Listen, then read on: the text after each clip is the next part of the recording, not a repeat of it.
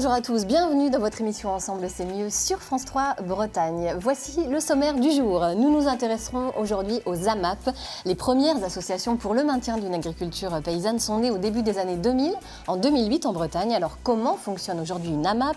Réponse tout à l'heure avec la secrétaire de l'association des AMAP d'Armorique. Nous évoquerons également ce matin le Forum des seniors en Bretagne qui se tiendra à Rennes les 1er et 2 mars, destiné aux plus de 50 ans. Cet événement est le rendez-vous des seniors actifs qui trouveront là-bas une mine d'informations et pourront même tester in situ les dernières innovations qui rendent la vie plus facile. Les explications dans quelques instants du commissaire général du Salon, Hervé Sauzé. Du côté des archives INA, Christelle Molina nous fera quant à elle monter dans la machine à remonter le temps jusqu'en 1975, à une époque où c'est la vogue du retour à la campagne. Et justement, puisqu'on évoque la campagne, avec l'association Bretagne Vivante, nous verrons comment et pourquoi sauver les grenouilles, crapauds et tritons de notre région. Il y va de la sauvegarde des espèces, mais aussi plus largement de la préservation de notre environnement. Enfin, nous vous présenterons Smart Move, start-up de Cesson-Sévigné en Ille-et-Vilaine, qui travaille sur de nouvelles formes de mobilité et une expérimentation originale qui utilise les kilomètres parcourus par les auto-écoles pour faire de la livraison. Voilà ce qui vous attend. Voici le menu du jour donc. Bienvenue à tous, bienvenue à vous Catherine. Bonjour Laurence. Bonjour, vous mettrez votre petit grain de sel tout au long de cette émission. Oui, sur ces beaux légumes. Voilà, qu'y aura-t-il dans votre panier ce matin? Vous en attendez quoi de ce panier? Les AMAP, c'est quand même fascinant. C'est des regroupements de gens pour acheter des légumes. Donc on achète local, le producteur est mieux payé, vous nous en direz plus. Mais bon, c'est vrai que j'imaginais ça de manière un peu soutien psychologique par exemple. Les gens se regroupent dans les supermarchés comme ça en disant « Allez Sandrine, sois forte, repose ce paquet de biscuits, on va l'acheter cette botte de cresson Sandrine, on est là avec toi, ne lâche rien. » Et c'est peut-être intéressant ça aussi, on peut imaginer des versions plus psychologiques, mais en tout cas, voilà, une petite bolée d'air frais, des vitamines ce matin Laurence. Plein de vitamines ce matin. Alors les AMAP justement, qu'est-ce que c'est précisément? Eh bien la réponse tout de suite en images. Waouh, il est super beau ton brocoli, tu l'as acheté où? Eh bien dans mon AMAP, figure-toi. Oui, vous avez bien entendu, dans son AMAP. Bah faites pas cette tête, AMAP ça veut juste dire Association pour le maintien d'une agriculture paysanne. En gros, c'est l'association des agriculteurs et des consommateurs qui décident de ne plus passer par des intermédiaires, mais de traiter directement entre eux avec une sorte de contrat. Au lieu de prendre un abonnement à un magazine ou une salle de sport, vous vous abonnez à des fruits, des légumes ou de la viande produite près de chez vous. L'idée germe au Japon dans les années 70, puis s'implante en France en 2001. Et ça pousse. Aujourd'hui, plus de 2000 AMAP ont fleuri dans l'Hexagone, nourrissant plus de 250 000 personnes. Quand même, c'est simple comme bonjour. Vous payez un prix fixe tous les mois, les agriculteurs adhérents s'engagent à vous fournir un panier de produits frais de qualité et à utiliser moins d'engrais ou de pesticides de synthèse. En gros, c'est tout bénef. Pour vous, fini les heures d'errance dans les rayons de votre supermarché, moins d'emballage et exit les mauvais traitements sur les produits. Et pour l'agriculteur, c'est la garantie d'un prix juste et de rentrée d'argent régulière. En revanche, pour ceux qui l'ignorent, tous les fruits et légumes ne poussent pas à l'année. Alors dites adieu aux fraises en décembre et aux tomates en février.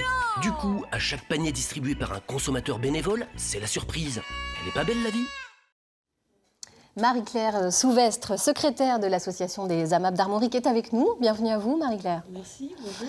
Bonjour. Alors, on va se pencher un petit peu sur l'origine de ces AMAP. Tout d'abord, les AMAP sont nés au Japon. Et alors, ce sont des femmes qui ont eu l'idée de leur création. Comment est venue cette idée ? En fait, dans les années 60, l'agriculture s'est beaucoup industrialisée et a eu recours beaucoup à des intrants chimiques. Et donc, les femmes, les mères de famille se sont dit, elles ont eu peur de cet apport chimique dans l'alimentation. Et donc, elles ont voulu contracter directement avec des producteurs. Elles ont créé ce qu'on appelle des teikei. Et teikei, en japonais, ça veut dire collaboration. Coopération, collaboration. Ensemble, c'est mieux, quoi. Voilà. C'est ça. Voilà. C'est donc, c'était en réaction qu'elles ont créé ça. Alors, les premières AMAP sont arrivées en France au début des années 2000. Oui, tout à fait. La première a été créée à Aubagne en 2001. Par un couple de maraîchers. Et les premières ont été créées en Bretagne en 2006. En 2006. Alors, l'AMAP d'Armorique, dont vous êtes la secrétaire, est née à peu près à cette époque. Voilà, en 2007. Elle était pionnière dans la région. Oui, tout à fait. En fait, c'est les 3 premières AMAP d'Ille-et-Vilaine des Côtes d'Armor qui se sont regroupées pour créer l'association des AMAP d'Armorique, pour permettre le développement de plusieurs, enfin la création et le développement des AMAP, la mise en réseau et l'idée de communiquer entre nous pour échanger nos pratiques, nos fonctionnements, rechercher de l'aide quand on a des petits soucis, enfin voilà. Donc aujourd'hui, c'est un vrai réseau structuré. Oui. Combien on compte d'AMAP à peu près en Bretagne aujourd'hui? Est-ce que c'est un réseau développé ou on encore est une centaine d'AMAP, dont une cinquantaine sur le 35 et 22.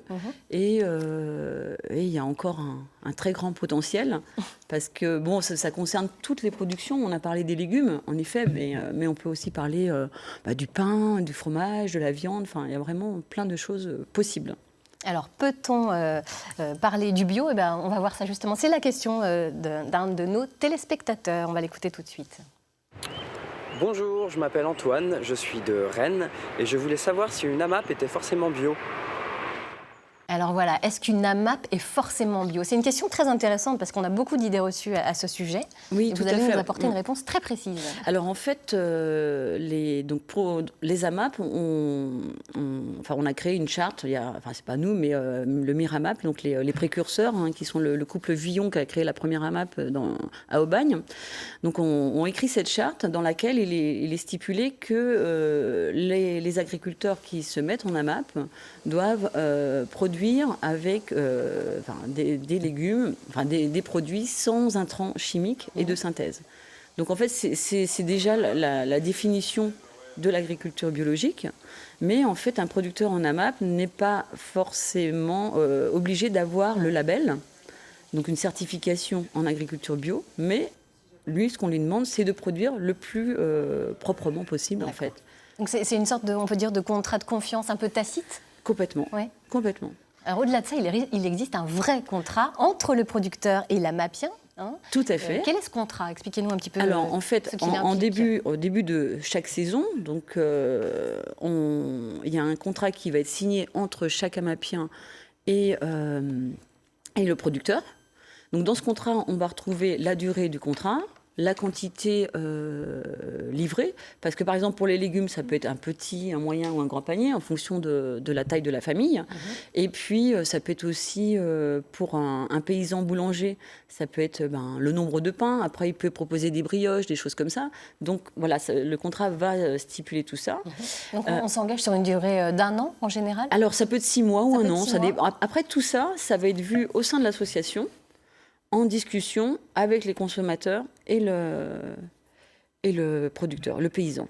Donc le contrat peut évoluer un petit peu au fil du temps, peut-être selon les besoins ou pas? Ou vraiment on s'engage pour 6 mois à prendre toujours... oui, voilà. En fait, quand on s'engage sur un contrat de 6 mois, en fait, chaque semaine, oui, c'est un point aussi qui va être dans le contrat, en fait, c'est où va être livré les produits. En fait, ils vont être livrés au plus proche des consommateurs. Donc l'idée, en fait, c'est de faire déplacer un seul producteur qui va aller sur le lieu de livraison au plus proche des consommateurs.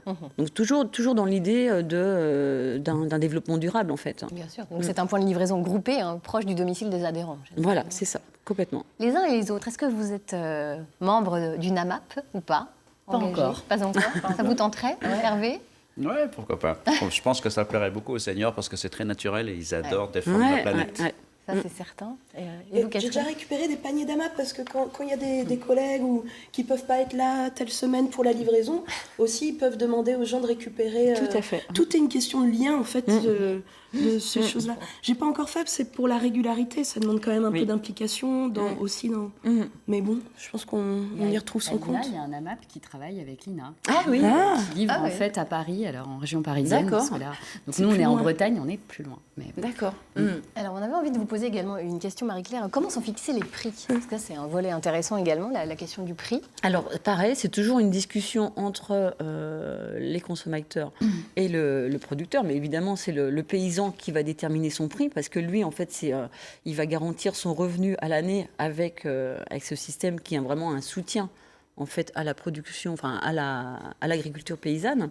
Et le prix, en fait, donc il reste. Après, là, par exemple, pour les paniers de légumes, nous, ce que l'on peut voir en ce moment, c'est un prix qui va être entre 6 et 18 € le panier donc, à la semaine. Mais après, ça va dépendre du contenu du panier. Bien sûr. Est-ce que c'est plus cher globalement ou moins cher que dans le commerce? Alors après, on limite on n'a pas d'intermédiaire. Donc en fait, on est vraiment au prix le plus juste qui va correspondre à un prix qui est calculé en fonction des charges de la production. Voilà. Donc en général, c'est moins cher que dans le commerce. Je vous propose qu'on se rende maintenant justement dans une AMAP, l'AMAP de Brocéliande, à la rencontre d'une adhérente. Elle s'appelle Alice Gay et c'est Billy qui l'a rencontrée. Et je perds ma voix. Il va falloir que je prenne des bons légumes pour soigner tout ça. Billy. Alors Alice, on revient tout juste de l'AMAP, c'est ça? Oui. Vous êtes adhérente, c'est une association l'AMAP? Oui, c'est l'association pour le maintien de l'agriculture paysanne. Ok, d'accord. Ça fait combien d'années que vous êtes amapienne? Moi, ça fait déjà plus de 6 ans. Je suis adhérente. C'est bien ça, on dit amapienne, hein, on dit ça, amapien, amapienne. Alors, du coup, ce petit panier que vous l'avez tous les combien de temps?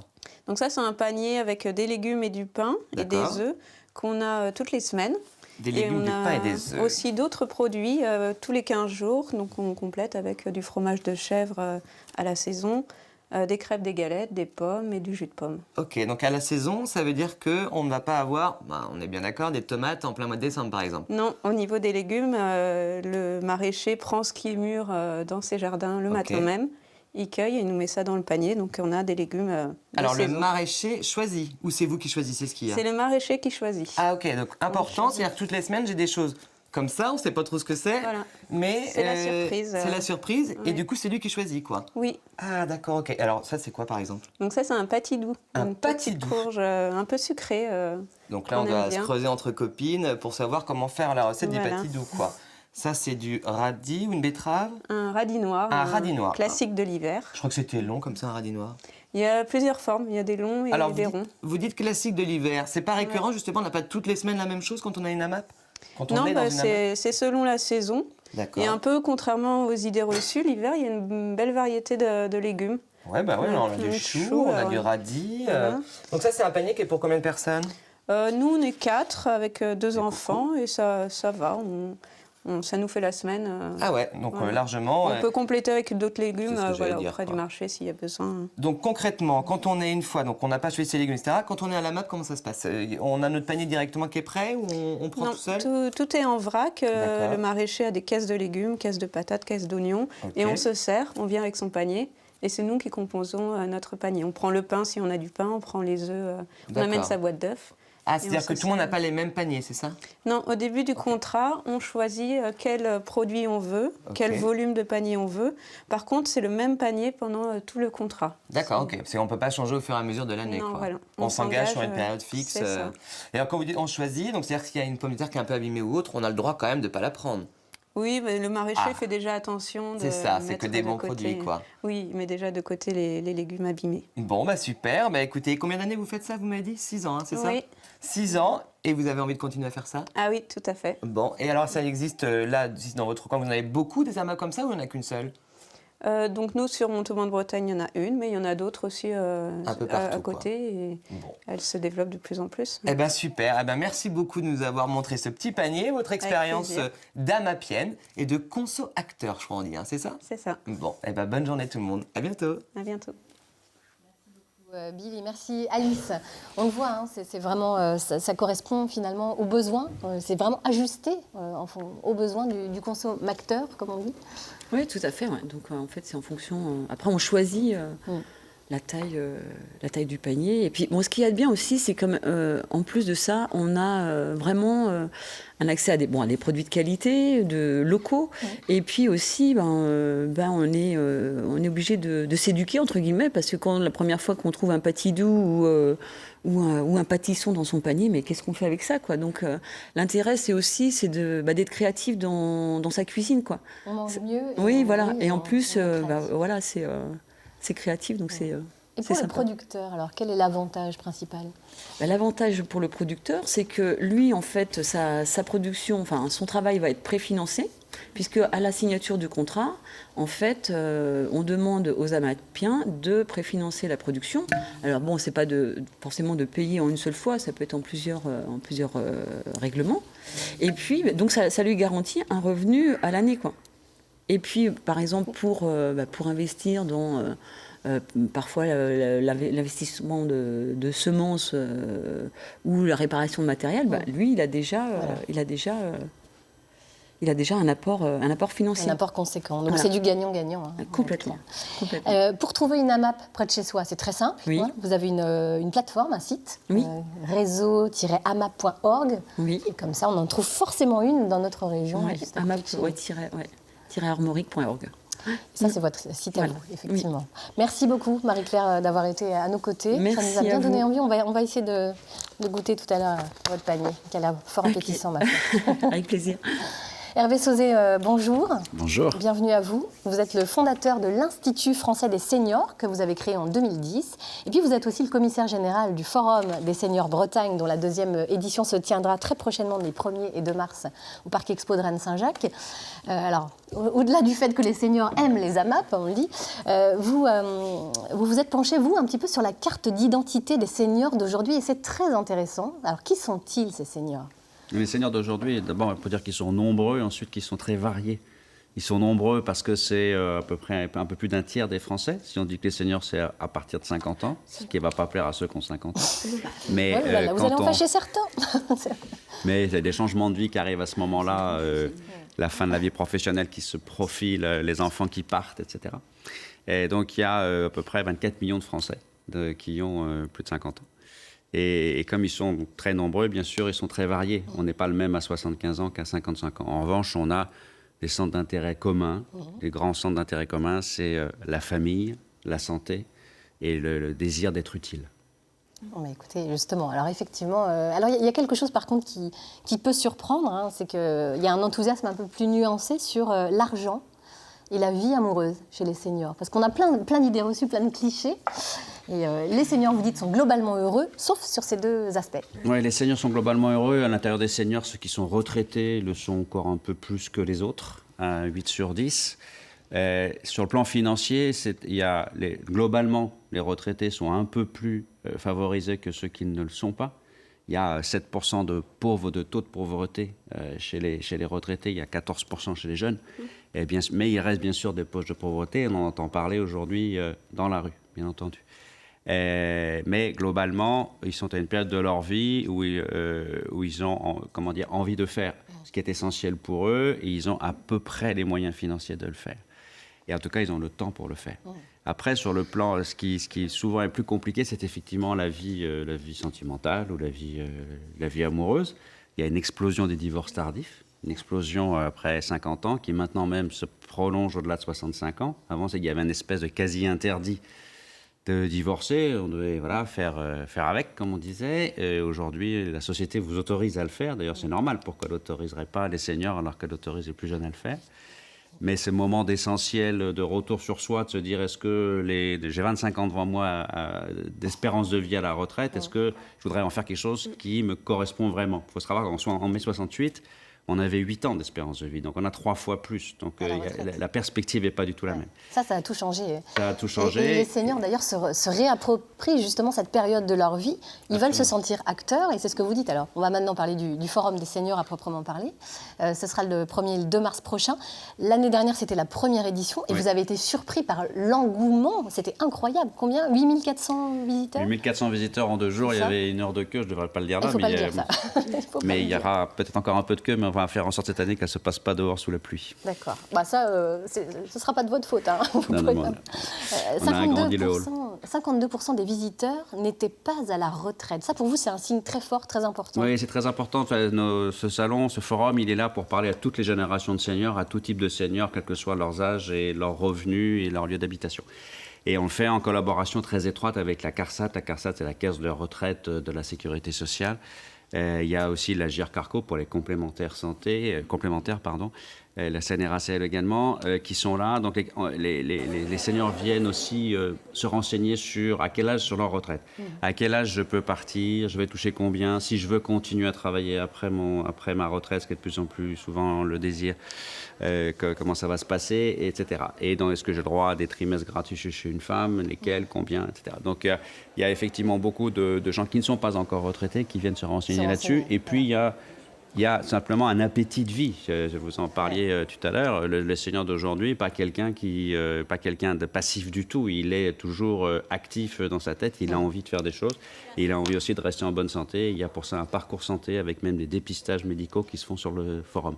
Et puis un appartement du bien vivre en plus, qui montre comment adapter par exemple son logement pour pouvoir y rester le plus longtemps possible. Donc des choses très pratiques qu'on trouve sur ce salon. Très pratique, oui. Ce sujet-là est important parce qu'il y a ceux qui vivent la situation de devoir s'occuper de leurs parents sont contents de les avoir et en même temps la charge c'est difficile et c'est souvent assez douloureux. Ça peut occuper quasiment la moitié de son temps, alors que retraité, on aurait envie de faire des choses pour soi. Et donc, c'est ce qu'on appelle les aidants familiaux. Et ils sont plus de 4 millions en France. Et un des principaux risques auxquels ils font face, c'est que leurs parents ne puissent plus rester chez eux et doivent partir à l'hôpital suite à des chutes. Les chutes, c'est 3 fois plus de morts que la route. C'est 9300 morts par an. Et donc, cet appartement qu'on a construit et qui est animé par des ergothérapeutes, qui sont les spécialistes du geste, on va dire, montre quels risques il y a et surtout comment les éviter à travers des choses extrêmement pratiques et simples et pas coûteuses.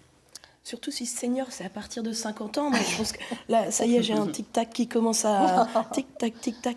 Mais ce qu'on peut suggérer aussi, c'est peut-être pendant la queue, s'il y a peut-être une file d'attente, on ne sait jamais. Faites connaissance, commencez à parler. Voilà, c'est peut-être l'occasion de faire des petites rencontres coquines entre seniors. Coquines ou pas, ou sentimentales.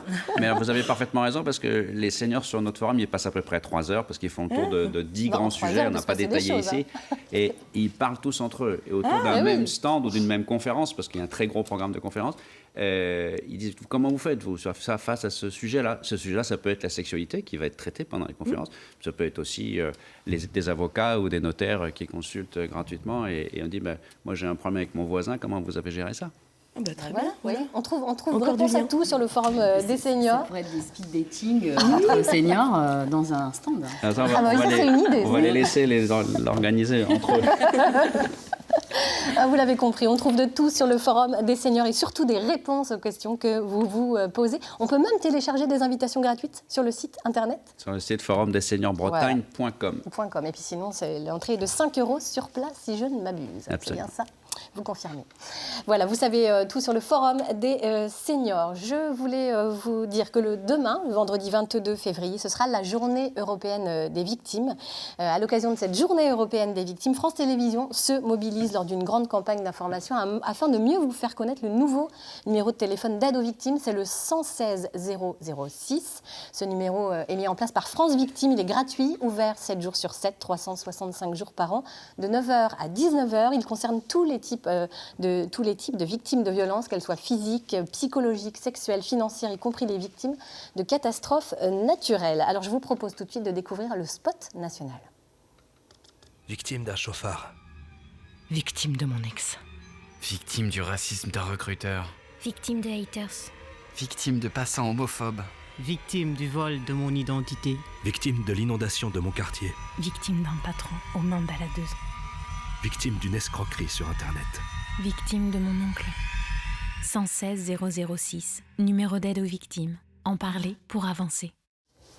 Voilà, alors en composant gratuitement le 116 006, vous pouvez trouver une écoute et de l'aide concrète par un professionnel en temps réel, dans le respect de l'anonymat, bien entendu.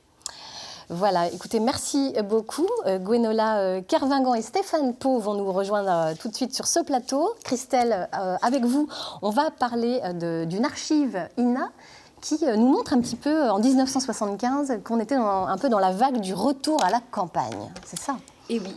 Donc j'ai choisi une petite pépite de nos archives pour raconter un peu le retour à la vie à la campagne. Enfin, trois familles, ou cellules familiales, on peut dire ça comme ça, qui décident de quitter Rennes pour aller dans la campagne environnante.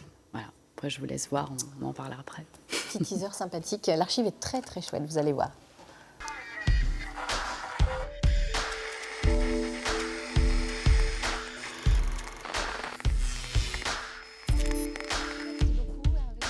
De plus en plus souvent, des citadins de tous horizons, de tous secteurs, abandonnent la ville pour s'installer à la campagne. Nous avons rencontré 3 exemples dans les environs de Rennes. Leur geste a été dicté soit par un choix volontaire, soit pour des causes économiques et familiales, mais avec comme facteur commun le ras-le-bol du tourbillon des cités et également l'amour des animaux et de la nature. Quelle raison peut avoir une étudiante en médecine, en 4e année de médecine, d'abandonner pour venir soigner les chèvres et faire l'élevage? Ce sont des raisons finalement de goût et la vie en commun, la vie à deux qui n'existe plus en ville, de pouvoir travailler ensemble à longueur de journée, ça c'est formidable. Moi j'ai fait du commerce, j'ai fait de la publicité avant mais pas très convaincu en réalité. Et je n'avais qu'une envie, c'est d'abord de trouver une situation en province pour me rapprocher de la campagne et après essayer de vivre de cette campagne. Et on a trouvé l'élevage de chèvres. Ça a été la solution. Je suis venu par hasard faire l'électricité ici, et de là, je suis resté. Faire l'électricité, puis je suis resté avec les chèvres. Alors ça m'a plu, puis j'ai l'intention de rester, et peut-être par la suite me mettre à mon compte, monter un élevage. J'ai d'abord eu une profession agricole, puisque j'étais dans l'enseignement ménager agricole. Et puis, mon Dieu, j'ai fait comme mon mari a désiré faire. Je pense que d'abord dans l'exploitation agricole, il faut être à 2 ensemble. Oui, et avec les 4 enfants, c'était plutôt dur. Oui, ça donne beaucoup de travail, mais enfin, je crois qu'on n'a rien sans mal. Est-ce qu'on peut interpréter votre départ de la ville comme une fuite de la cité? Donc c'est pas spécialement une fuite de la cité, mais c'est l'occasion de vivre au calme. Il y a déjà 3 ans que vous menez l'expérience. Est-ce que vous pouvez en faire le bilan? Qu'est-ce que vous avez acquis? Qu'est-ce que vous avez perdu? Est-ce un renouveau pour vous? Je crois qu'au départ, on ne s'est pas fait beaucoup d'illusions. On savait que ce serait très dur. Sur le plan matériel, on est en plein démarrage, donc pour le moment, on ne peut pas se prononcer. Ce n'est pas un véritable succès puisque c'est le démarrage.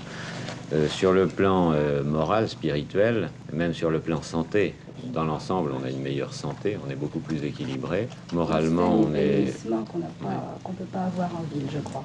On n'est plus maître de son corps et de ses idées, je crois. Gwenola Kervingan et Stéphane Pau nous ont rejoints sur ce plateau. Christelle, ce phénomène, en fait, comment est-il marquant dans la société en 1975? De quelle façon?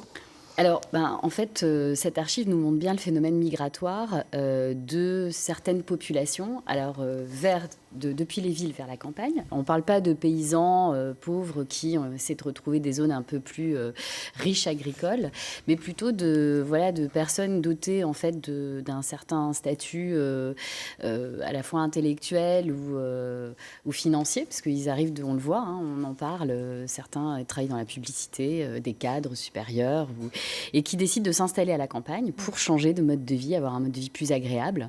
Voilà, donc c'est un peu une révolution. On aspire à un meilleur quotidien, une meilleure vie en fait. Comment peut-on décrire ce flux migratoire justement entre les villes et les campagnes? Alors en fait, face à une tendance qui était plutôt séculaire d'exode rural, en fait, on a vu qu'il y a eu une déconcentration des populations dans la ville.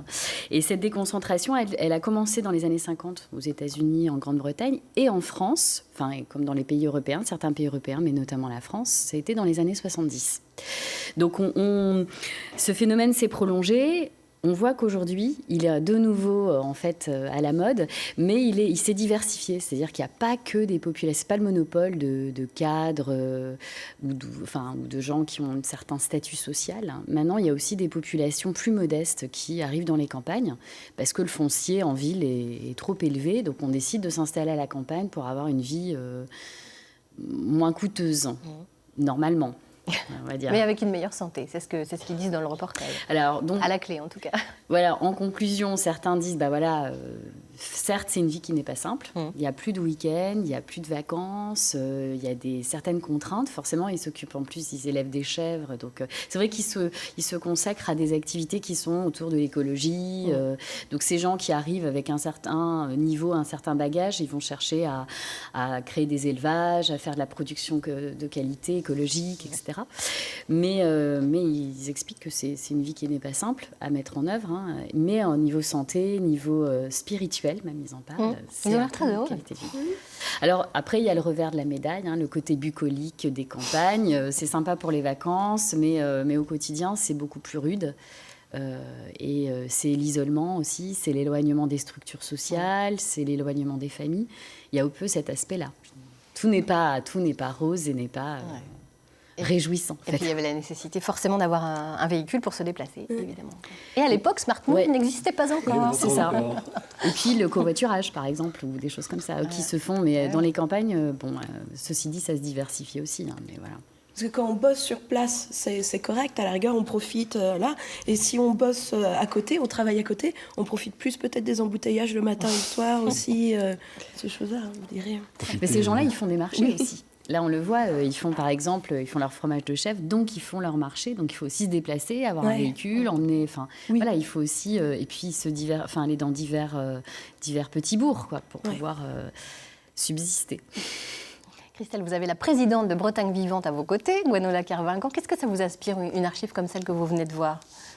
Je me rends compte que c'est intéressant de voir que ça continue.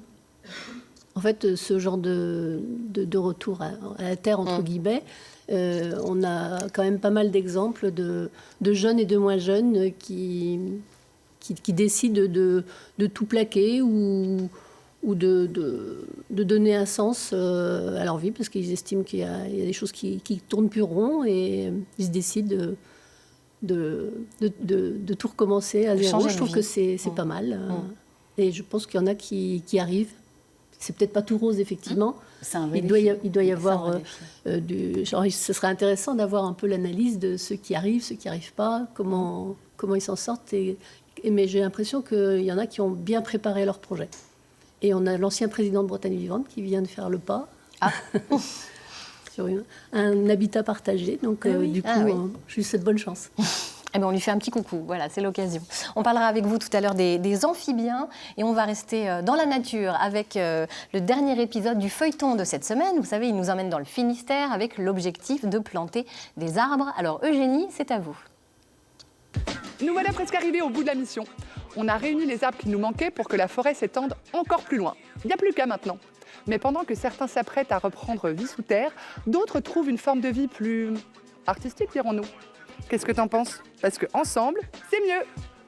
T'es d'accord, toi?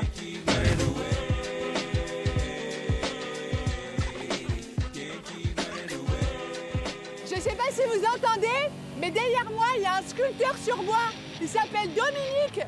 Et en fait, il fait de la sculpture sur bois à la tronçonneuse. Ça me fait un peu peur, mais je vais y aller pour voir ce que ça donne. Allez, c'est parti, vous me suivez?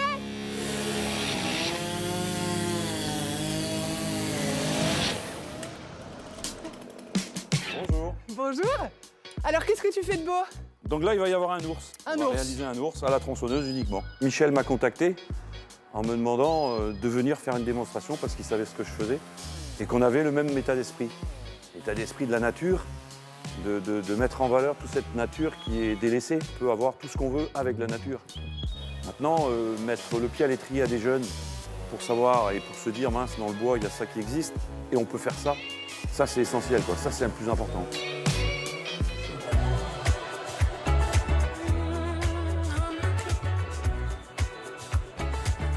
Bon, allez, c'est parti, Michel. Moi, j'aimerais bien que tu m'aides à planter mon arbre. Donc, on fait comme essence. Comme essence, alors c'est un petit charme, un peu comme moi. Non, ou comme moi. Ou comme la terre est un peu difficile, mais ça va pas être trop long. Je peux t'aider? Ouais, bah tiens.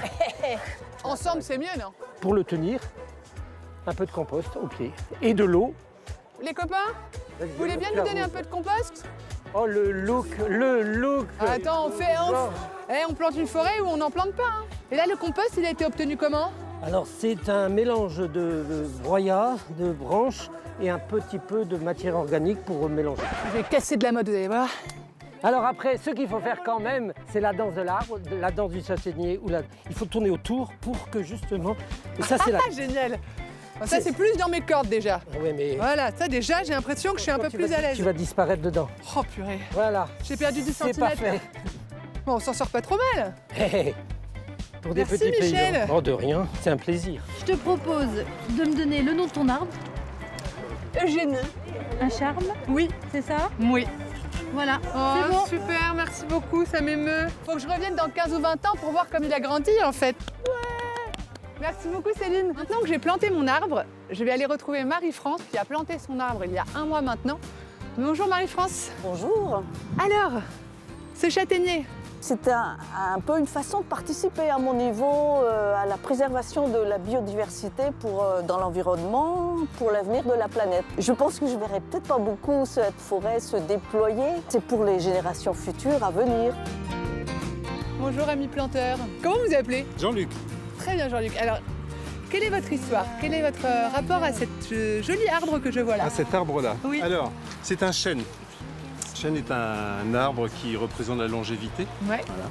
Il est en lien avec ma petite fille qui s'appelle June. Voilà. Elle a bientôt 3 ans. Je lui offre ce parrainage, c'est-à-dire c'est elle qui va être la parraine de cet arbre-là. J'espère que la longévité du chêne correspondra à sa longévité à elle.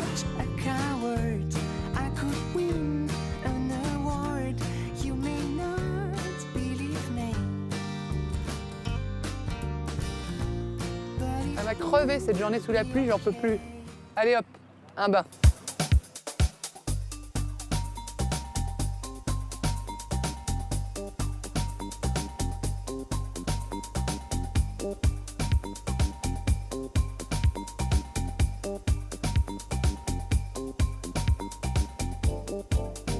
Après l'effort, le réconfort. Ça y est, la plantation c'est terminé.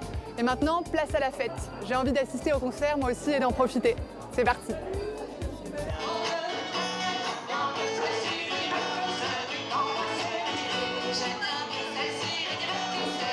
Juste un petit mot pour vous dire merci beaucoup à tous d'être présents ce soir. C'est la première fête qu'on organise dans la ferme à Raymonde, donc on est hyper content de vous voir là.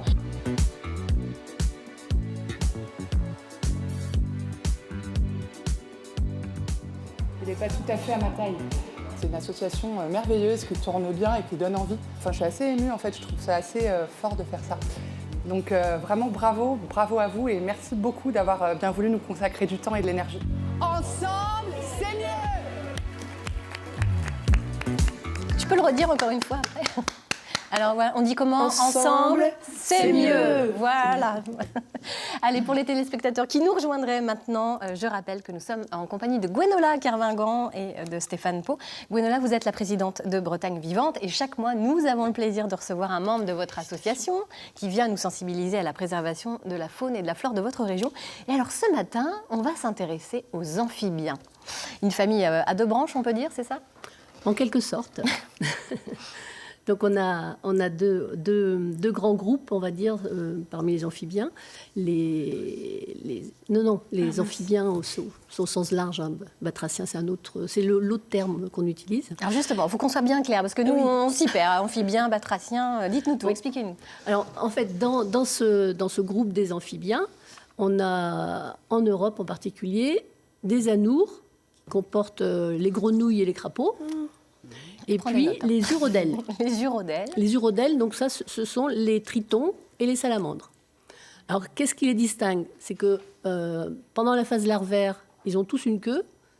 Et à la métamorphose, il y a les anours perdent leur queue et les urodèles la conservent. Donc c'est ce qui les différencie. Voilà. Et on a un 3e groupe, mais on n'en parle pas parce qu'ils n'ont pas de queue. D'accord. Non, en fait, on les a pas en Europe et du coup, on les connaît pas bien et voilà. Et ils ont un nom très compliqué. En plus, donc alors on va laisser tomber. Déjà, on va essayer de retenir donc les anours et les urodèles. On avait envie de faire un petit jeu d'abord avec vous. On va vous lancer une petite colle, Gwenola. On va essayer de reconnaître des chants d'amphibiens. Parce que c'est pas facile de repérer dans la nature. Alors, on va vous proposer un premier son. Tout le monde est invité ici sur le plateau à essayer de retrouver ce que c'est. Du don. Alors, qu'est-ce que c'est? Une imitation de Catherine. On dirait un morceau de bois sur un autre morceau de bois. Qu'est-ce que c'est, Gwenola? Est-ce que vous connaissez? C'est pas forcément un batracien, là. Si. Ah oui, c'est un amphibien. C'est un anour, ça. Ouais, c'est les anours qui chantent. Oui, c'est ça. Un crapaud. Mais je pense que c'est un crapaud. Oui, crapaud commun. Voilà, c'est un crapaud commun. Mais alors, il faut savoir que le crapaud, on l'entend pas aussi fort. C'est beaucoup plus atténué. Donc là, il est tout près. Le micro doit être tout près, donc ça fait quelque chose d'assez fort. Mais c'est un petit peu plus atténué dans la nature. Donc ça fait pas croix-croix. Non, bah voilà. Ah bah voilà. On tente un deuxième? Allez, un deuxième chant. On va voir si vous êtes aussi forte. Alors ça, c'est sans doute une grenouille verte, une grenouille rieuse. C'est ça, exactement. Grenouille rieuse. On dirait qu'elle rigole un peu. Oui. Faites bien la grenouille rieuse. Mais elle rigole. Allez, une petite troisième. Alors celle-là, c'est celle qui fait le plus de bruit. Quand elle chante, vous n'entendez plus les autres. C'est la rainette. Ah, rainette. La rainette, sans doute arboricole. Voilà. On en a deux. On a une qui monte avec le réchauffement climatique qui arrive. Ah, qui vient en Une Bretagne. méditerranéenne qui remonte. Alors, elle est en Vendée, en Loire-Atlantique. Je ne pense pas qu'elle soit encore dans les départements bretons. Eh bien, on sera plus attentif désormais en se promenant. On essaiera de les reconnaître. On est en pleine période de reproduction, hein, Gwenola. C'est une période cruciale pour ces petites bêtes? Oui, alors la période de reproduction des amphibiens, des deux groupes, peut débuter dès le mois de janvier et va, selon les espèces, peut se prolonger jusqu'en juillet, voire août pour certaines, mais je crois qu'on n'a pas trop de... on n'a pas tous les représentants chez nous, quoi. Et si on s'intéresse à eux aujourd'hui, c'est parce qu'ils sont menacés ou pas? Alors oui, ils sont menacés pour plusieurs raisons. D'une part, on n'insiste peut-être pas assez là-dessus, de par la perte de leurs habitats. C'est-à-dire que l'amphibien va, comme son nom l'indique, une partie de sa vie dans le milieu aquatique et l'autre partie en milieu terrestre. Et on a à la fois une perte des milieux aquatiques, et donc de ces milieux de reproduction, mais aussi un appauvrissement de son milieu de vie. Il vit enfoui, caché, donc on le voit plutôt en période de reproduction, mais c'est là qu'on a la chance de les voir, de les entendre. Mais le reste du temps, c'est en gros 60% de leur vie, ils vivent en milieu terrestre, pour la plupart. Hein, il y a de grandes différences entre les espèces. Et il y a une forte mortalité sur les routes, malheureusement. Les routes, c'est un gros point noir. Justement, votre association, elle mène régulièrement des actions de sauvetage qui vont jusqu'à la construction d'ouvrages d'art pour que les amphibiens puissent traverser tranquillement. C'est assez cocasse. En effet. Alors, je peux dire qu'on est assez fiers d'avoir réussi, en Loire-Atlantique en particulier, à faire en sorte que le département mettre en place des ouvrages sur nos routes au sud de Châteaubriand, au niveau de la forêt pavée. Voilà. On avait été alertés à plusieurs reprises avec une très forte mortalité sur cette route. Et un jour, on a été contacté par le département. On envisage de restaurer la chaussée. Dites-nous, il faut mettre des ouvrages. Ah bah, sauf que ça, c'est pas comme ça. Donc, du coup, ça a fait l'objet donc en gros 3 à 4 ans d'opérations de sauvetage à la fin de chaque hiver, pendant 3 ans, 3-4 ans. On a mis en place des ouvrages non pérennes, on va dire, des barrières. Et il fallait beaucoup de monde pour venir relever. En fait, ce qu'on faisait, c'est qu'on aidait à traverser les amphibiens. Donc, on comptait d'une part ce qui avait été abîmé, et d'autre part, on aidait à les faire traverser, puisqu'on a mis des barrières de part et d'autre de la route. On récupérait les animaux dans les seaux, et on les faisait traverser tous les matins. Il fallait une grosse équipe. Donc, Vous avez besoin de bénévoles oui, et ce qui est bien, c'est que les premières années, l'équipe du département, enfin des techniciens du département ont mis en place des équipes. Ça a été un travail vraiment de partenariat. Bon, ensuite, après, il a fallu, au fil des ans, il a fallu trouver des équipes bénévoles de façon plus conséquente, parce qu'au départ, ils prenaient en charge 3-4 jours, et puis à la fin, c'était les bénévoles qui devaient prendre en charge sur les dernières années, quoi. Ça va être sympa, ça, d'aller à la fraîche, prendre un saut de triton, oui, sachant que la route est dangereuse. Ah oui. Et si près de chez moi, je repère justement une zone où il y a une forte mortalité d'amphibiens, je le signale à qui? Alors, on invite l'ensemble des personnes à nous faire remonter ces informations-là. Si vous constatez une forte mortalité, vous pouvez faire appel à Bretagne Vivante ou à n'importe quelle association, mais l'objectif, on commence à travailler avec les départements pour identifier les points noirs. Et ça nous permet de voir ensuite quelle méthode on va pouvoir mettre en place. On ne va pas pouvoir mettre en place des ouvrages comme celui de la forêt pavée partout. C'est compliqué, ça coûte cher, ça ne fonctionne pas forcément partout non plus. Il ne faut pas qu'ils soient noyés en permanence, il ne faut pas noyer les amphibiens. Il y a plein de choses à prendre en compte, voilà. Ce n'est pas forcément simple. Mais on essaie de trouver des solutions en partenariat avec les services routiers, en particulier des départements.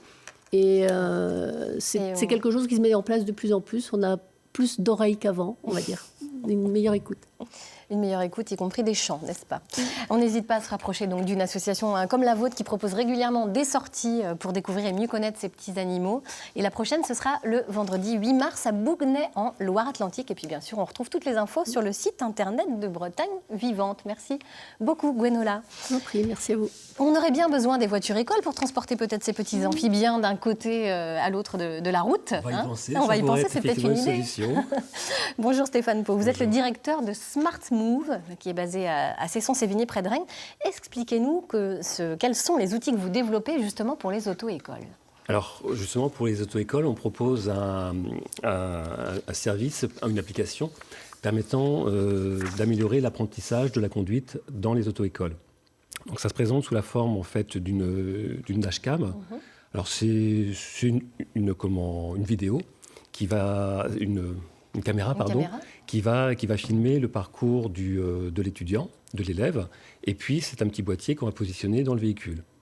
Alors avec le petit boîtier, on va mesurer certains incidents de conduite, et l'élève va ensuite pouvoir revoir tous les incidents de conduite qu'il y a eu pendant son parcours. Donc il va apprendre de ses erreurs Tout à fait. En les revisionnant. C'est ça, c'est ce qui s'appelle le replay vidéo, c'est utilisé par tous les sportifs de haut niveau pour revoir après les actions et pouvoir s'améliorer. Et il y a une étude hollandaise qui a montré que l'apprentissage vidéo permettait de réduire l'accidentologie de 30%. Donc c'est ce qu'on veut pouvoir apporter pour les autos. C'est pas rien, tout à fait. C'est ce qu'on veut pouvoir apporter pour l'apprentissage des élèves et diminuer les accidentologies qu'il peut y avoir aujourd'hui sur les jeunes. Vous espérez équiper combien d'auto-écoles dans l'année à venir ? Alors, c'est à peu près une centaine pour l'instant. Ça reste relativement modeste, puisqu'il y a 12 000 auto-écoles à équiper. On reste une petite équipe, on est une start-up effectivement, donc on est aujourd'hui 6. Et l'objectif, c'est de pouvoir équiper une centaine d'auto-écoles sur l'année. En attendant, les gens peut-être peuvent se filmer comme ça. Oui, alors avec une seule main, c'est tout à fait. Là, oui, tout à fait. Ah oui, c'est bien votre truc en fait. Ouais. Non, c'est bien. Vous s'appelez à Catherine. Tout à fait, oui. Alors, ce n'est pas le seul service innovant que vous proposez.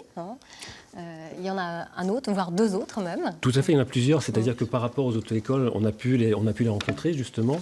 Et c'est un métier qui est resté encore très traditionnel. Ça reste, moi, quand j'ai appris à conduire et quand j'ai été revoir les auto-écoles aujourd'hui, ça reste un petit peu la même chose. Et c'est qu'on va pouvoir leur apporter ces nouveaux services. Donc, il y en a quelques-uns qu'on a pu mettre par rapport à la vidéo. C'est pouvoir l'analyse des routes. Ce que fait l'auto-école, elle va parcourir toute la commune. Et donc, au niveau de la métropole, s'il y a justement des nids de poules ou s'il y a des problèmes sur la route. Et s'il y a des amphibiens. Et des amphibiens, on va pouvoir voir qu'il y aura des choses effectivement à faire sur la route. Et un autre service qu'on leur propose, qui est un petit peu plus compliqué à mettre en place, parce qu'il y a des réglementations par rapport à ça, qui est le transport de colis. C'est la même chose. Alors ça, c'est une expérimentation que vous menez dans le cadre d'InOut, un service de Rennes Métropole. On a la chance d'être à Rennes, donc il y a cette manifestation InOut, et qui peut nous accompagner pour régler certains problèmes, justement. L'auto-école, c'est un véhicule motorisé. Ah oui. Et à partir du moment où c'est un véhicule motorisé, il y a une réglementation à respecter. Et ce que permet de faire InOut, c'est de lever, en tout cas de façon temporaire pour les expérimentations, ces réglementations et tester pour voir si ça fonctionne. Donc, alors, très concrètement, l'idée, c'est quoi ? Vous allez utiliser des voitures écoles pour faire de la livraison, c'est ça ? C'est ça, tout à fait. Alors, c'est pas bête. C'est pas bête, mais c'est pas très simple. Parce que, au niveau des auto-écoles, certaines nous disent oui, effectivement, ça m'intéresse, parce qu'il y a toute cette partie aussi écologique. C'est-à-dire que si vous avez moins de. C'est les véhicules écoles qui vont transporter les colis. Vous n'avez plus besoin de faire venir dans le centre-ville les camions ou les fourgonnettes pour transporter les colis. Et Donc moins d'émissions de gaz à effet de serre, moins d'embouteillages. Tout à fait. Et ce problème des derniers kilomètres, c'est vraiment ce qui pose un problème en matière de logistique. En matière de logistique, tout à fait. Donc ça, c'est une expérimentation que vous assurez sur quelle ville? Alors pour l'instant, c'est uniquement sur Rennes. C'est beaucoup plus simple. Justement, comme Rennes propose cette aide sur InOut, ça nous permet de pouvoir, et comme on est sur Rennes aussi, de revoir les problématiques, d'être en relation directement avec les auto-écoles et voir comment le mettre en place. Parce que c'est pareil, c'est-à-dire au niveau des auto-écoles, ça change un petit peu l'habitude de fonctionner. Donc c'est-à-dire comment je vais pouvoir faire avec mon élève qui est dans la voiture. Est-ce qu'on peut choisir le degré d'expertise aussi du conducteur? Parce que si je fais livrer quelque chose de fragile, par exemple, est-ce qu'on peut se dire je veux quand même quelqu'un qui a un peu d'expérience, des heures de conduite? Complètement. Aujourd'hui, ce que disent les auto-écoles, moi, cette expérimentation, je peux les mettre en place uniquement à partir du moment où l'élève a déjà eu des heures de conduite. D'accord. C'est pas dès la première heure, ça nous rassure. C'est pas dès la première heure, c'est pas possible. En tout cas, c'est une initiative très intéressante, mais vous venez de nous en reparler si c'est acté finalement. Vous l'expérimentez pendant combien de temps? Alors, on a déjà commencé un petit peu là, à faire quelques expérimentations. Ce qu'il faut, c'est qu'on ait beaucoup plus d'auto-écoles pour justement, s'il y en a une qui ne peut pas le faire, ou dit non, sur cette région-là, ou cet endroit-là, moi, j'y vais pas aujourd'hui, ou sur le quartier, j'y vais pas aujourd'hui, trouver l'autre auto-école. Donc, on a besoin d'avoir un peu plus d'auto-écoles sur l'expérimentation là, pour Rennes. Et ben voilà, l'appel est lancé. Merci beaucoup Stéphane Pau d'avoir été à nos côtés. Merci à tous de nous avoir suivis. On se retrouve demain pour le best-of de votre émission. On vous souhaite une très très belle journée sur France 3 Bretagne. Dans quelques minutes, place à votre journal régional. Kenavo.